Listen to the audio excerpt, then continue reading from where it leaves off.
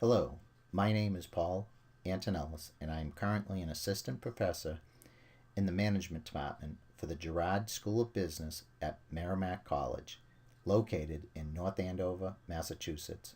I am introducing myself today as a student in the Capella University Doctor of Education Leadership in Management program.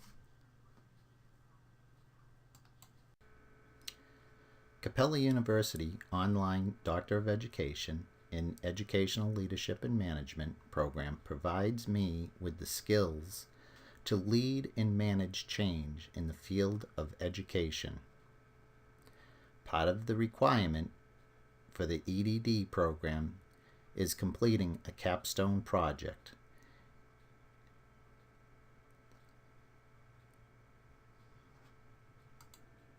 Part of the requirement for the capstone project is completing an e-portfolio containing all of the coursework performed over the past 2 years in my journey from novice to expert. The e-portfolio serves both a self-assessment and a program assessment purpose. In addition, the e-portfolio highlights the 6 learning outcomes for the EDD program and selected artifacts, documents, self-reflections, and scholarly work prepared during the past 2 years of the program. As you will see, the e-portfolio provides a comprehensive record of my journey from novice to expert and the development of my leadership and management goals. As you will see in this video introduction, some of the artifacts contained in the e-portfolio as to who I am on a personal level, a professional level, and my personal history and professional growth development as an aspiring academic scholar.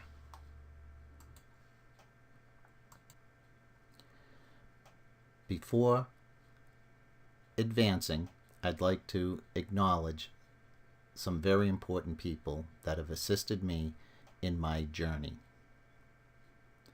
I would like to take this time to thank all the professors who have taken the time to mentor and advise me during my journey from novice to expert. I began my journey in my first EDD course with strangers. However, today I call them my friends. I am truly blessed to have earned the respect and friendship with many of my cohort family members in my doctoral program. Many emails and text messages were sent and received over the past 24 months as we supported each other and motivated each other, all with the idea that we can do this together.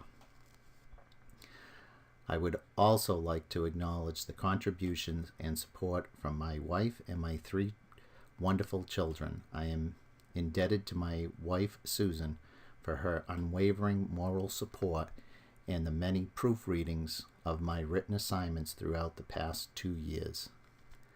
I would like to also thank Joseph, Benjamin, and my daughter Rebecca for understanding the number of hours that it has taken to travel to this point in my pursuit of earning my doctorate degree.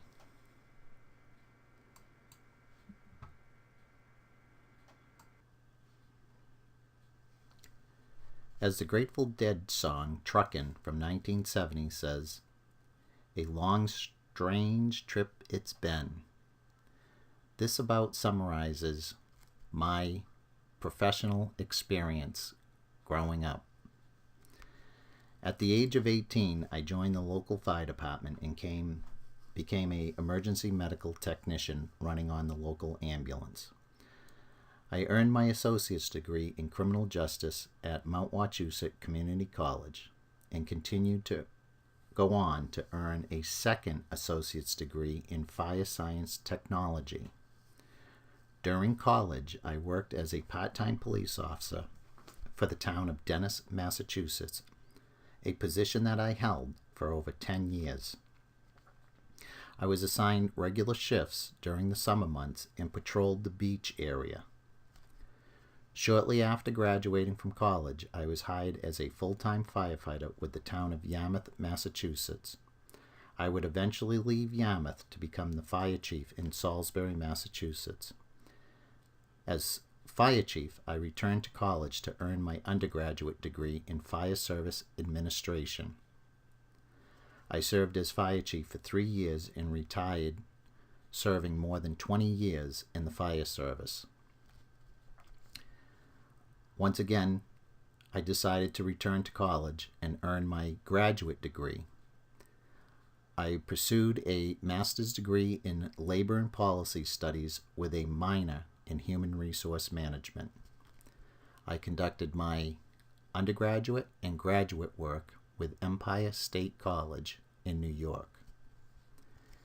After graduating with my master's degree, the dean of the school asked if I was interested in working as an adjunct professor and creating online curriculum for the fire science program.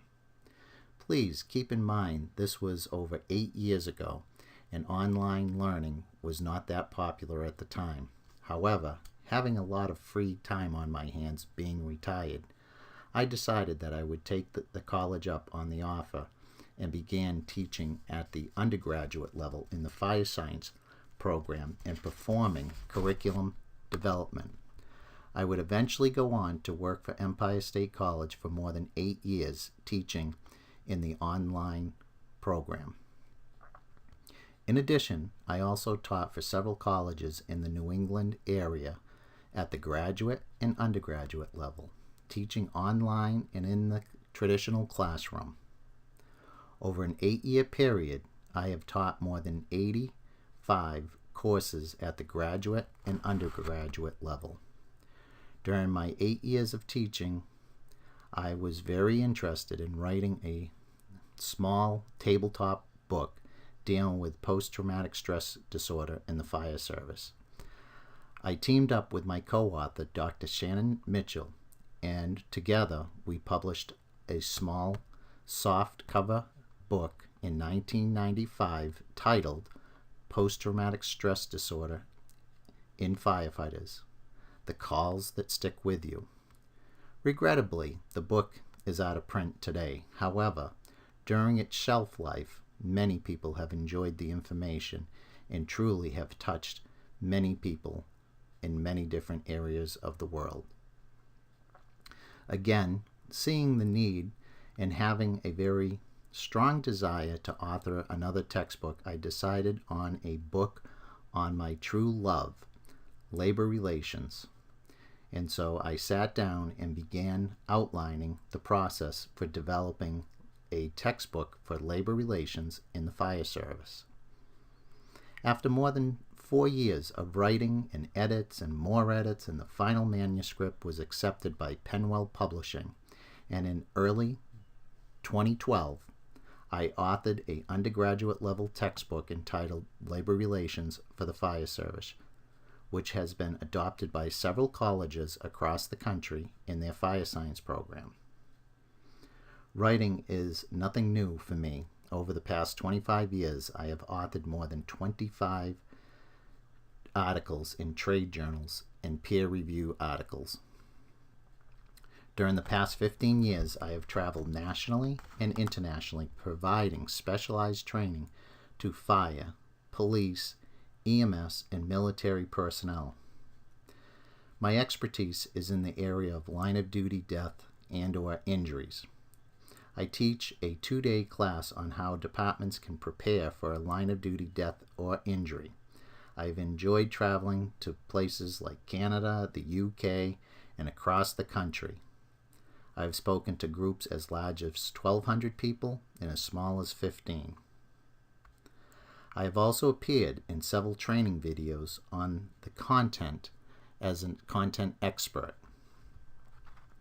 2 years ago, I was offered to teach part-time at Merrimack College, located in North Andover, Massachusetts, in the School of Business. Last year, I was offered an opportunity to be appointed as assistant professor in the management department. I currently serve in that position teaching a course in Human Resource Management, and also serving as the course coordinator for the Introduction to Business course. The Introduction to Business course is a course that is offered to all incoming freshmen. I currently have 7 full-time and part-time professors teaching over 18 sections of this particular course. As you can now see, my career path has taken a strange path, and I am very grateful that I have been able to work in 2 very different fields that I truly love. So my work is not work, rather it is a passion for me.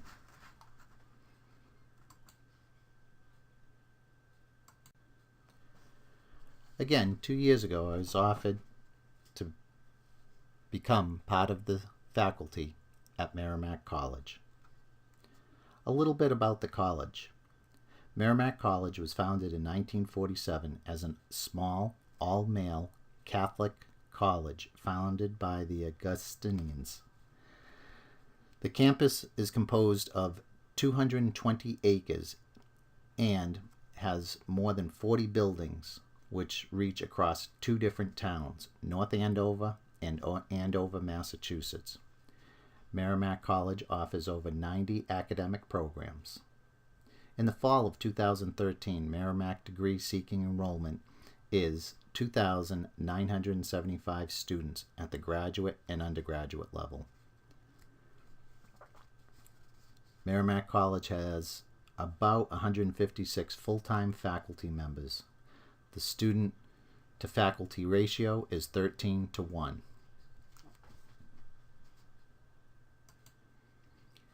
In addition to my responsibilities for teaching, I also have 28 advisees that I provide advising service to twice a year for coursework and educational planning. I also serve on the Faculty Handbook Committee for the college and the Academic Integrity Board. Any practitioner knows that they must maintain their skill level to ensure that they remain an expert in a chosen area. As a practitioner of higher education, I know that I must be willing to grow on a personal and professional level to ensure the work, life, and family is balanced. All too often, people get so entrenched in their work, spending half of their life at work and missing the importance of life and family. Being able to step back from work and see how work can impact your family is very important. Growing both personally and professionally to balance these areas is of the utmost importance for me personally. My plan moving forward will be to continue to attend professional seminars and conferences on a national and local level. In addition, I have several proposals currently being evaluated for speaking at national conferences. Over the past 30 years, I have had that opportunity to speak to many different groups across the country and internationally. Not only speaking at these conferences, but also being able to attend conferences is very important for my professional development.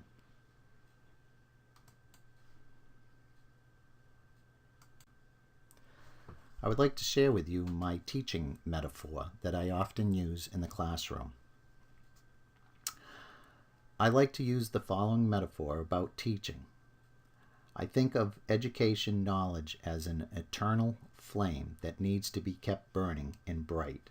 The teacher's role is one who helps locate the fuel for the fire and stokes the flame of knowledge for both the student and the teacher. I often use this metaphor at the beginning of class to help set the stage for the semester, and I often refer back to it during class.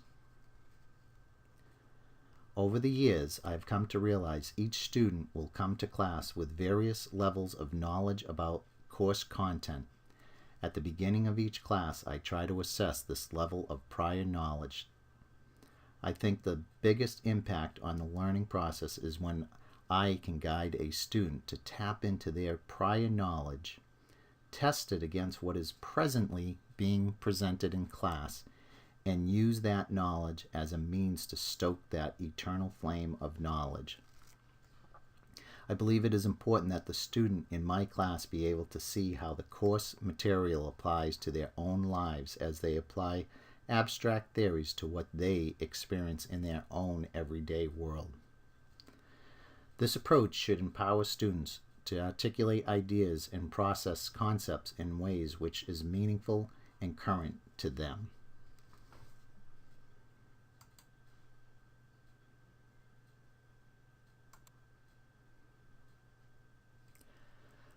The Professional Showcase Portfolio.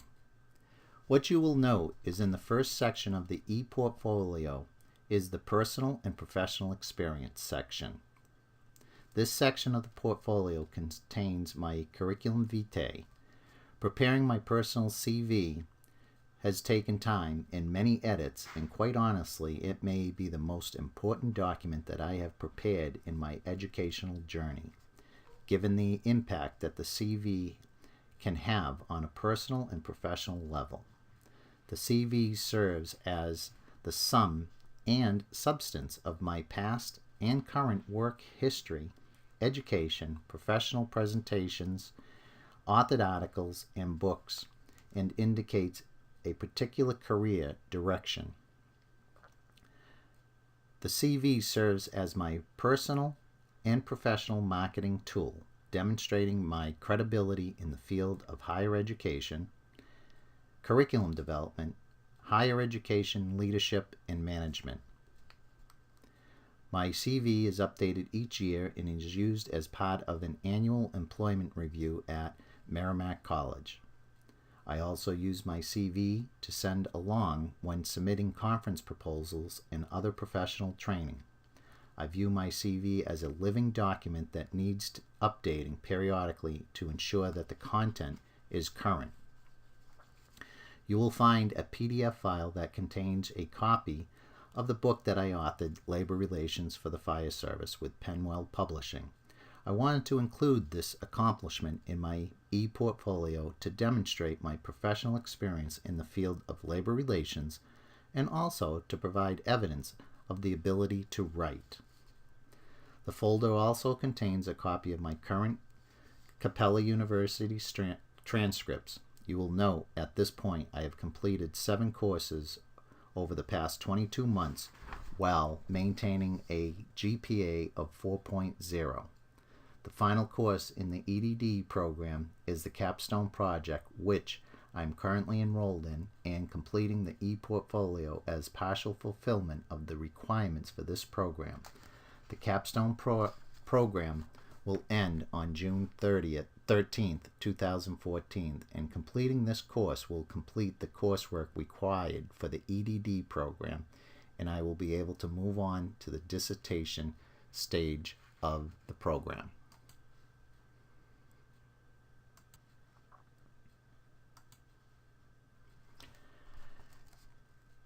In this section, you will find that the e-portfolio contains 8 individual folders representing the 8 courses taken in the EDD program. Each folder contains artifacts from the course, such as course syllabus, all written assignments prepared for the course, grading rubrics for the individual assignments, a detailed list of the course grades for discussion area postings and written assignment. It is important to note that in all 8 courses, I received a grade of 100% for discussion area postings. This is evident as to the level of participation and the quality of the content that was posted during the program. In fact, in some of the course folders, you will find a PDF file of all the discussion area postings made during the course.